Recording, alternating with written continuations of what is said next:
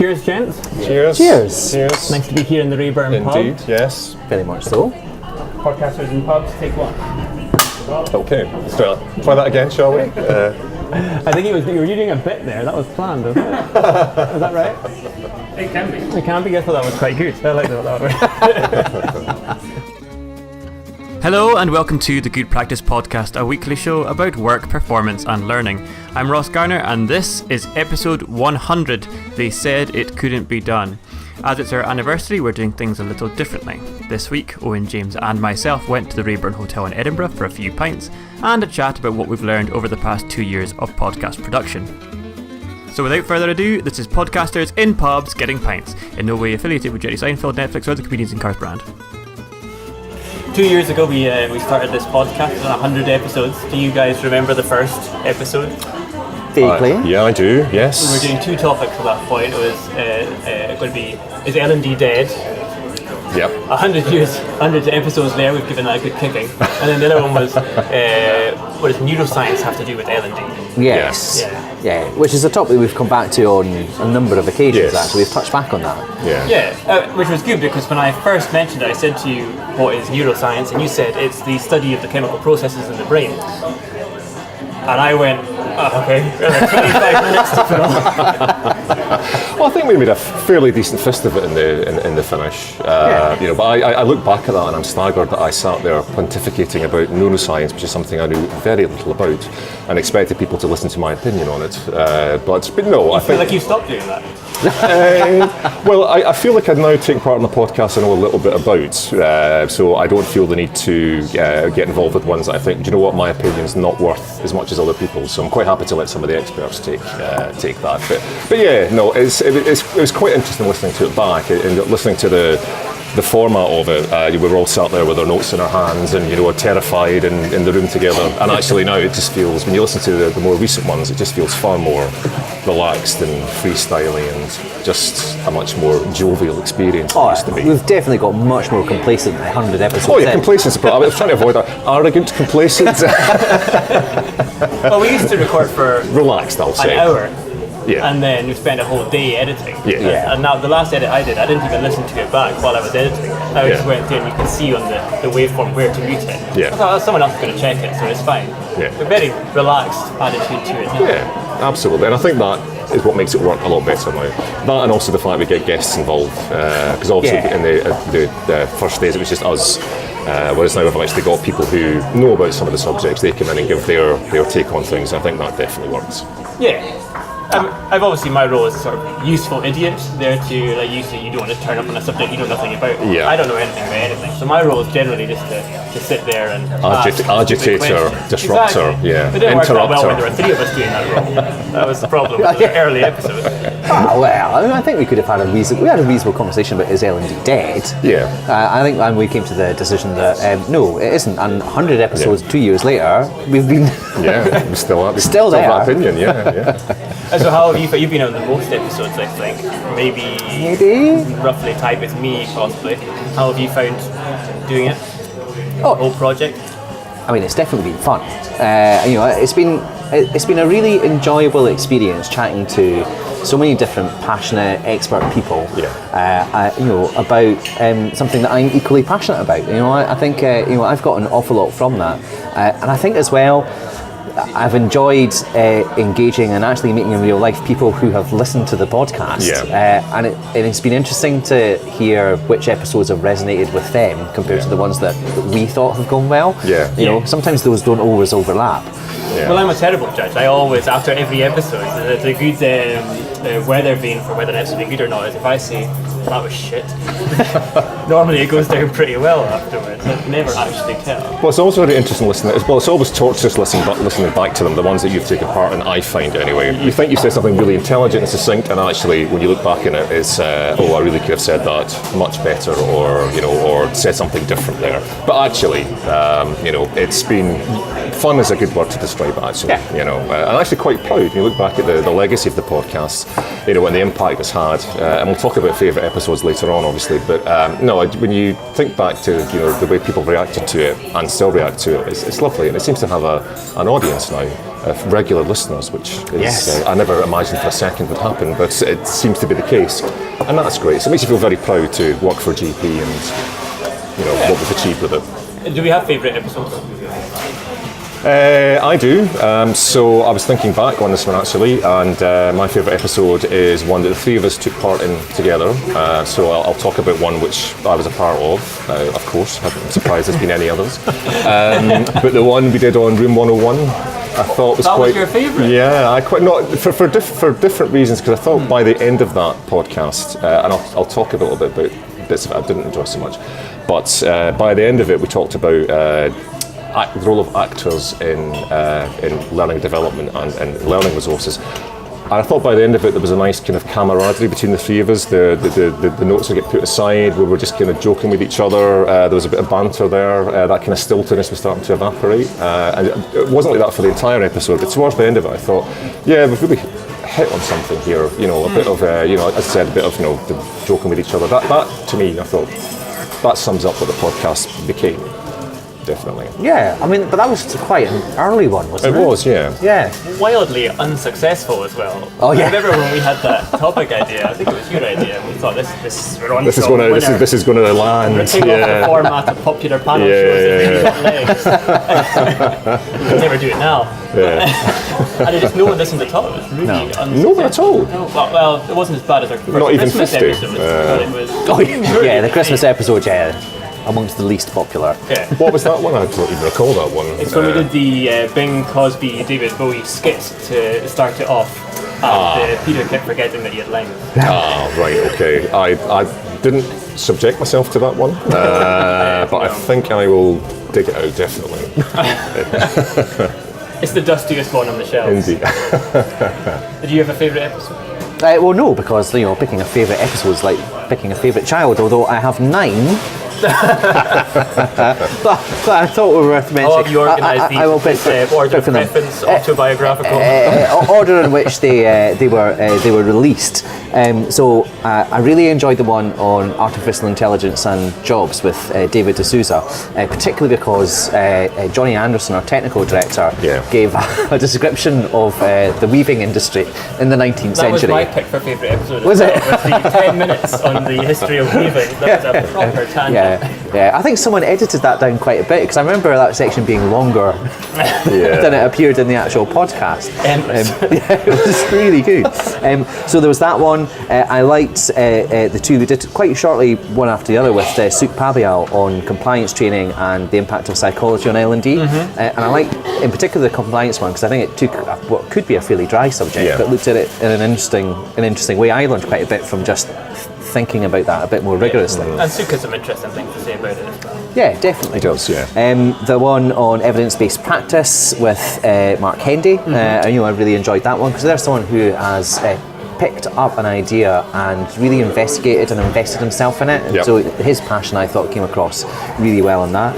What's interesting about Mark as well, and we'll talk about favourite guests, but Mark's not someone who has a book to sell or who regularly does conference gigs. It was just, passionate and interested, definitely. Yeah, so that came across, I think. Yeah, so I enjoyed how can L&D support performance with JD Dillon, just because JD was just a really great guest. He is a really engaging, enthusiastic character, and I think his Disney background came through. Well, that was, he used to be an actor, I think, on the rides at Disney. Yeah. I think that was his Oh, really? Interesting, I think okay. it was every 10 minutes he had to give the same performance. Okay.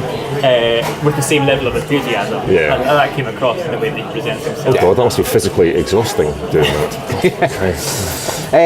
Discernment in L&D, I thought with Simon Heath, I thought that was interesting. With Simon Heath, of course, we have to mention Simon because he gets mentioned in almost every podcast anyway. Of course. I felt that one was better than the title gave away. I think we probably should have thought about giving that one a different title. Well, because discernment's not a word that lots of people would. anyone Yeah. knows. It's all catchy. Yeah, so it's baloney detection in L&D or something close to that, perhaps.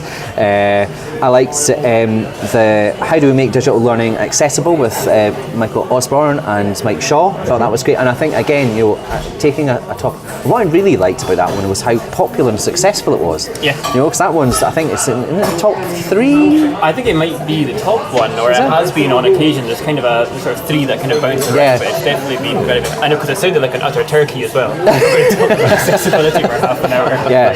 No one. But, I guess that's one of the episodes. It spoke about a particular problem because everyone wrestles with accessibility, and we wrestle with it all the time, and try, well, how are we going to make this, how are we going to push this out to people who are using screen readers and stuff. And actually, as it turns out, when you're speaking to a problem people need to solve, people are going to listen to it. So, I think also what Mike Osborne did was that I really like the way he frames what a disability is. And you think about disability as being in a wheelchair, not being able to see, and he framed it as the disability is the steps that prevent you doing something. Like a wheelchair, you can't get up steps. The disability is the steps, not the person themselves. Or similarly, an e-learning course might present a disability rather than the person having a disability. I thought that was a really interesting conceptual switch to how you might look at it. And then again, for two guys who don't speak about this at conferences, they were just maybe hunters on the street. Oh yeah, absolutely. I think that would be great. Yeah.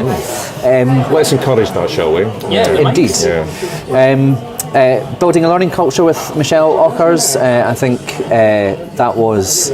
Michelle was one of the most organised guests we've ever had. You might be rivaling her right now. Just a I know. Are you ever going to move past this script? No. Sticking to it verbatim. Hey, listen. Michelle, these are bullets. I know. The rest of it's script. Michelle blogged her preparation process for the podcast. Yeah, that was interesting. Yeah, definitely. I was amazed anyone had prepared. And then my final one out of my 9 favourites, so I realised that I've picked 10% of the podcast here, was Best of Breed Ecosystems versus the LMS with Adam Harwood. Oh, yeah. And part of that was because I think it felt like a really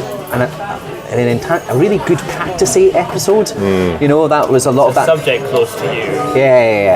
Close to my line of thinking. It's an area that I've thought quite a bit about. I really felt in my zone in that one. I have to say, I listened to that one because I wasn't entirely sure what was meant by an ecosystem. So the fact that Adam described it like the way he did in terms of all the different tools and resources that he has and the way he had to pull them all together, I thought he articulated that very succinctly, which was quite nice. But yeah, that was a good episode too. I enjoyed that one.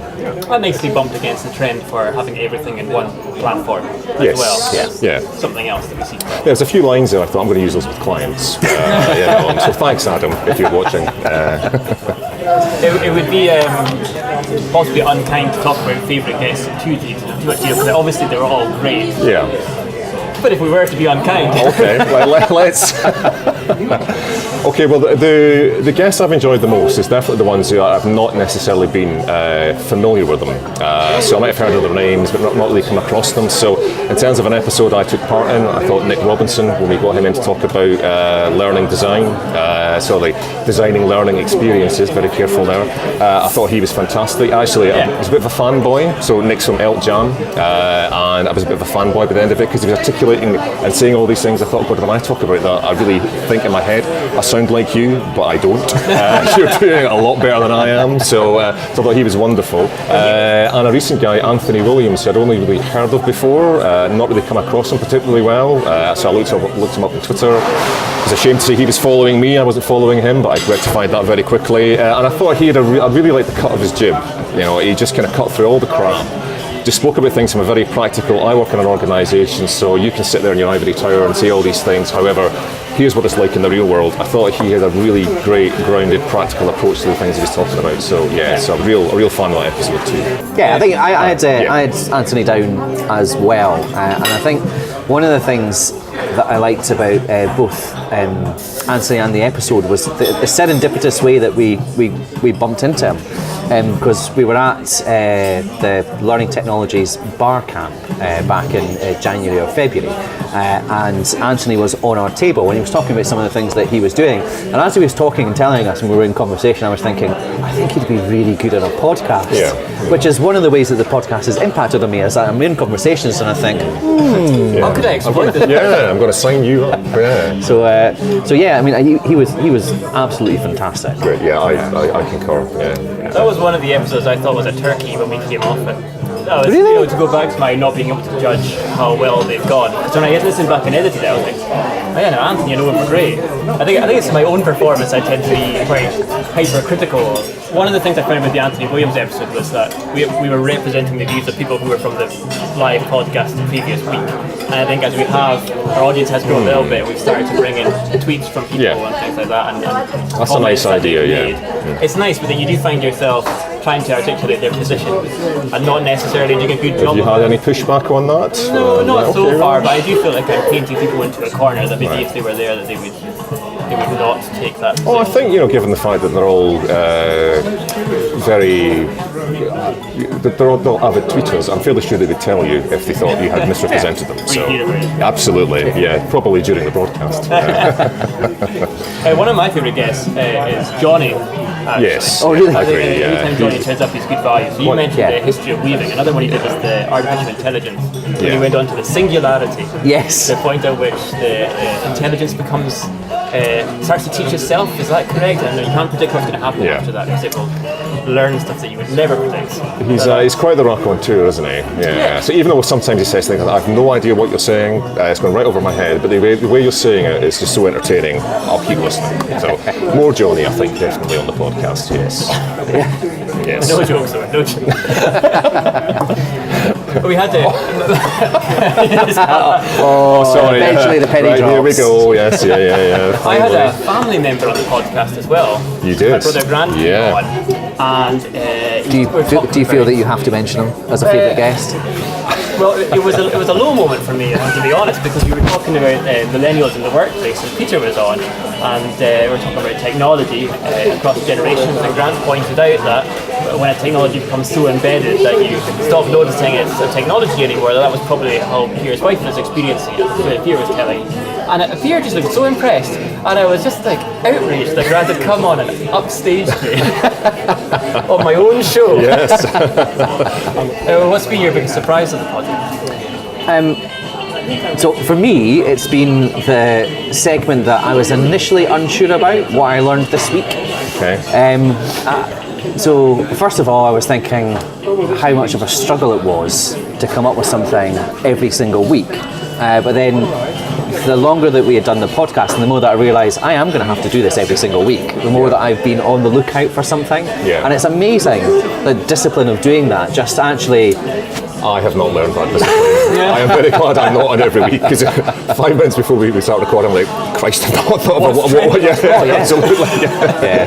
What have I learned in this desert of a brain of mine? I find that you're always, so I use Evernote, and I now have a document of potential what I learned this week that I add to. Well, I'm very glad you said that, because you both sit there and you're like, well, I was just flicking through The Economist, or I was listening to Freakonomics, or Intellectual City, and I'm going, well, I saw the trailer for the new Halloween film, and it looked brilliant. And if anyone's taking GoodPractice podcast bingo, then that's Freakonomics. Oh, yeah.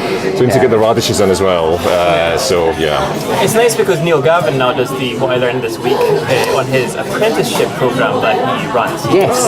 Apprentices to think of something each week. Very nice. Similar format, it'd be anything, and then they do it on a flip chart. Nicely played, Mr. Galvin. Yeah. It is one of the segments that people do talk about. And like you say, Neil's doing his thing. I've spoken to a couple of other people who are talking about introducing it into their team meetings. I think there's definitely something that's resonated with people. Totally. But I think how much that has changed how I've thought about what I'm picking up through the week, because I don't deliberately go out and think I must find something to have learned this week. It's more just as I'm coming across it, I think that's the kind of thing that I could squirrel away. Yes, and then you're picking from 2 or 3 different things and you think, oh, which one of these I think would be most interesting? I, of course, always pick the one that is least interesting. Well, the thing about the typeface, the Kermit the Frog typeface, I thought was very interesting. And actually, because I learned a bit about you, I had no idea you were interested in typography. So that was something, a little tidbit about you that was quite, okay, that's interesting. I thought that was a very, quite a fascinating tidbit about you and the font itself. Should I leave you guys alone? My biggest surprise was the generosity of people giving up their time to speak to us, which I thought, but when we start bringing on guests, we might struggle to get people on. What's in it for them? Are they all going to want they're only going to come on for selling a conference event or a book or whatever? I think you're right, but I also I think people who are passionate about a subject love to share that passion with people, and so that. I was surprised that people were passionate about the likes of accessibility. Yeah. And that they could convey that passion and convince me about it. Yeah. I was surprised. Yeah. So will we wrap up with our what I learned this week? Next to do a big 100th one of these. Yeah. Absolutely. Who would like to go first? It's the usual. Who wants to go first? So So I always ask you because normally there's a guest. Yeah. And I think, because a few times we've been caught out where they've gone, what is this feature that we're meant to be doing? So I'm going to throw it to you first, and it gives them a chance to panic, relax, look something up on Google, and then say it. Yeah. So what have you learned this week? So my one actually came from a Twitter conversation. I had posted a link to yet another growth mindset study, and this one was essentially suggesting that the principles of growth mindset, praising children for working hard as opposed to how well they've done, might actually backfire when applied to adults. So this was a study that was adults. So anyway, I put it out. Also, I said there's loads of caveats about this. It's only 152 people. It's in laboratory conditions. It's not an observational real life study. And then someone had responded. The conversation moved on to Maslow. And they had mentioned the origins of Maslow being related to a study that he conducted into female sexuality in the 1930s. And I was like, I don't know this background at all. And so they mentioned a paper that had been published about this very thing. It's from 1992, and the paper's called From Orgasms to Organizations: Maslow, Women's Sexuality and the Gendered Foundations of the Needs Hierarchy. So it's available online. You can request The that. needs hierarchy being the Maslow hierarchy. Yeah. Although the triangle isn't his, I think someone else put that together, and then he sort of became associated with him. But the hierarchy of needs has this. That's what I've learned this week. He didn't put the triangle together. The origins of the hierarchy of needs come from this very unusual background, as if we needed another reason to look at that model that was come up with in the 1930s, 1940s, and say, do you know what? Maybe it's time to move on from that thing. This is yet another reason to do that. How many reasons do you think we need before people will finally move on from it? That is an excellent. This goes back to the fighting a corner argumentative. If it's working for you, if you find that a useful tool when you're designing any kind of learning experience, then is unusually magnanimous of you, Ross. this is the position I always take. Is it? Is it not? No. I always think it should be more sensitive to people who are using stuff that we think is shit. This new YouTube version of you is very disconcerting. Indeed, yes. Nice edges have been smoothed on. So. All right, James. Well, I will follow my usual what I learned this week and say something totally trite. So I was watching a programme called The Truth About Carbs on the recommendation of my colleagues Tracy and Si. So I'm always trying to lose weight. Seems to be a perennial problem, stroke battle. So I thought I'd watch The Truth About Carbs. So too late for that. I know, sorry, the die has been cast. But so there was something I just greatly excited me on that programme. So the thing I struggle with the most is bread. Now, give me a bit of bread and butter, and I'm a cock-a-hoop. But apparently, if you freeze bread and then toast it, the GI goes down by about 40%. So the calorie count obviously goes down. So that got me incredibly excited. I had no idea that happened. And have you tried this? No, because I only found out last night. And I'm slightly worried about the fact that if you put a bit of bread into a frozen bread into a toaster, there's going to be water. What's the deal with electricity? You can definitely do it. Right. Although I don't know how. I wonder if it will be as nice. Well, I quite like toast. I think I might have to hold the Lord pack. You're not wringing out your bread when it's like defrosted. Well, I don't know. I was trying to find a flaw. I thought there must be a flaw in this somewhere because it's just too good to be true. The fact you can't eat bread and not worry about the carbs as much, I thought was amazing. Yes. So that's what I learned this week. Yeah. So I'll be having toast for my breakfast on it. So I have been reading up on polling. a subject I know that you are keen on. I am. Because I've been listening to the West Wing Weekly podcast. Yes. They did a crossover episode with 538, who I know you also love. And they referred to an episode where they just discussed asymmetrical polling questions. Like, so do you think the country is on the right direction, or is it going off on the wrong track? Which asks, I'd never heard of this before, you're nodding creatively. Are you familiar with this discussion? Yeah. Yeah, so you would think you would ask, is the country going the right direction or the wrong direction? By asking for two different questions within the one, you might say, is it going in the right direction? No, absolutely not. Is it going in the wrong track? Oh, I wouldn't say that. And then you have these sort of contradictory answers. And it came to mind because I was working on creating a survey recently for a project I'm working on with you, and it was incredibly difficult to come up with what appeared to be superficial questions on then a 5-part scale. It took several iterations to get around to something that I thought was suitably neutral enough that I wasn't getting down. It was just an interesting insight into the challenges behind how these questions are formed. Yeah. I mean, it survey questions and polling questions. It really is a refined art. It's a skill. Yeah. But they do. I mean, they have that question. The reason why they stick with that question is because they've been asking it for so long that it has more predictive power than if you started asking a question that was actually constructed in technically in a better way. Yeah. So they kind of they just suck up the fact. Well, they know it's wrong, but it's been wrong for so long that they know how it's wrong and they can correct for it. Whereas if you introduce a new question now, you don't know how right or wrong it's going to be, and then you have to. You don't know how to correct. You don't have all that historical data. Yeah, exactly. So, Well, thank you very much for joining us here in the Raeburn. Oh, indeed, here's to episode James. 100. Yeah, Cheers, James. Cheers. Down in the right. All right.